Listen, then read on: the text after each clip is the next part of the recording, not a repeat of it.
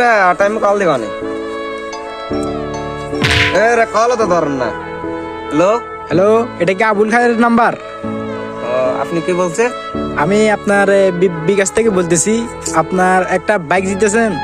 আর এখন আমরা বাইকটা পৌঁছানোর জন্য একটা কোড পাঠাইতেছি, আপনি যেটা বলতেন তাহলে আপনার বাড়িতে নিয়ে এটা আমরা পৌঁছাই দিতাম আর কি।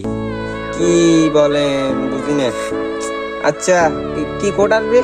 ভেরিফিকেশন কোড আসবে, আপনি ওটা দিলেই হবে আমাদের শুধু। কোড কোড কি তা চিনি না।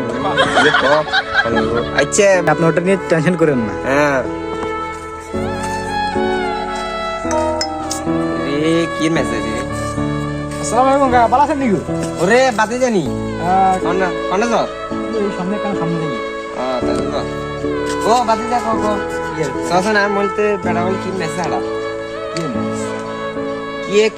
কি মেসেজ কি কথা কও কাকা কেন এই কারাতে আমি হারাইছি কি তো বেড়িকের কাছে 10,000 টাকা হারাইছি কখনো দিব কি হুনে দিব?